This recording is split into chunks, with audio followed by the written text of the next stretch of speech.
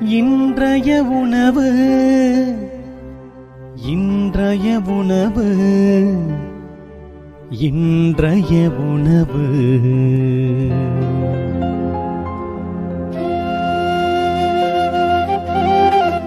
நற்செய்தி வழங்குபவர் தந்தை நிர்மல் ராஜ்.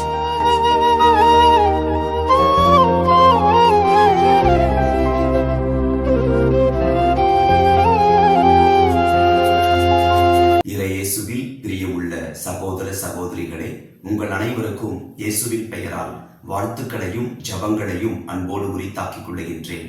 இன்றைக்கு மே மாதம் 31ஆம் தேதி அன்னை மரியாள் எலிசபெத் அம்மாளை சந்தித்த நிகழ்வை விழாவாக இன்றைக்கு நாம் கொண்டாடுகிறோம்.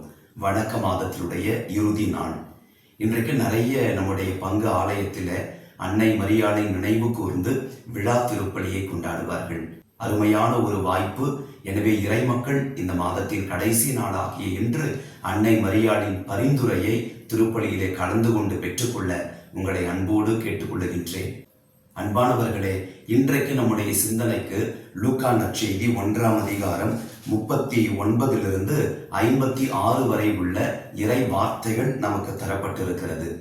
அன்னை மரியாள் கருவுற இயலாதவர் என்று சொல்லப்பட்ட தன்னுடைய உறவினர் எலிசபெத் ஆண்டவரால் அவருடைய வல்லமையால் கருத்தரித்திருக்கிறார் என்பதை உணர்ந்து பல மைல் தூரம் பயணப்பட்டு அவருக்கு உதவி செய்வதற்காக செல்லுகிறார். இந்த 2 நபர்களுடைய சந்திப்பு ஒரு வரலாற்று நிகழ்வு. அன்னை மரியாள் ஆண்டவர் இயேசுவை கருத்தரித்தார்.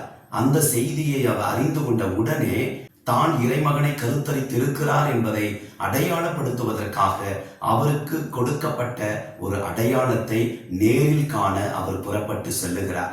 அங்கே சென்றதும் எலிசபெத் அம்மாள் தூய ஆவியினால் ஆட்கொள்ளப்பட்டு பெண்களுக்குள் நீர் பேறு பெற்றவர் என்று மரியாளை புகழுகிறார். மறுமொழியாக அன்னை மரியாளை நாம் பார்க்கிறோம், மூவொரு கடவுளை ஏற்றி போற்றுகிறார். இந்த 2 பெண்மணிகளும் இணைந்து கடவுளை வாழ்த்தியும் போற்றியும் பாடின அந்த அருமையான புரட்சி பாடல் நாம் இன்றைக்கு சிந்தனைக்கு எடுத்துக்கொள்ள வேண்டும். அன்னை மரியாளின் வாழ்த்தை கேட்டதும் எலிசபெத் அவர்கள் சொல்லுகிறார், உம் வாழ்த்துரை என் காதில் விழுந்ததும் என் வயிற்றில் உள்ள குழந்தை பேருவகையால் துள்ளிற்று. ஆண்டவர் உமக்கு சொன்னவை நிறைவேறும் என்று நம்பிய நீர் பேறு பெற்றவர் என்றார். அன்னை மரியின் வாழ்த்து அவருடைய வயிற்றில் இருந்த குழந்தையையே துள்ளச் செய்தது. அன்பானவர்களே, அன்னை மரியினுடைய வயிற்றில் இருந்தது வார்த்தையானவர்.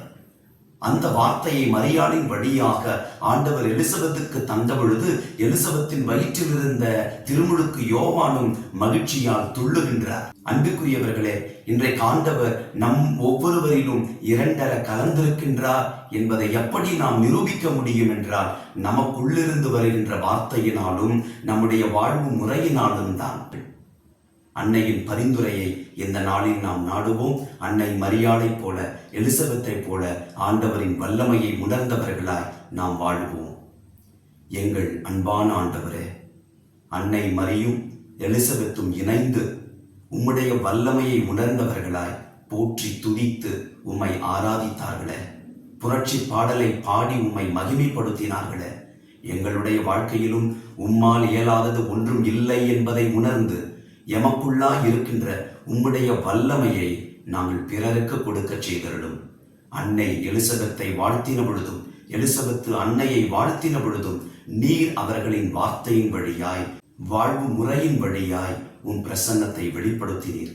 நாங்களும் பேசுகின்ற வார்த்தைகள் அடுத்தவர்களுக்கு உம்முடைய ஆசீரை தர, அடுத்தவர்களை உயர்ந்த நிலைக்கு அழைத்து செல்ல, உம்முடைய வல்லமையை அவர்கள் புரிந்து கொள்ளும்படியான கருவிகளாய் என் வார்த்தைகள் அமைந்திட எங்களை அர்ப்பணிக்கிறோம். இயேசுவின் நாமத்தில் ஜெபிக்கின்றோம் தந்தையே, ஆமென். God bless you.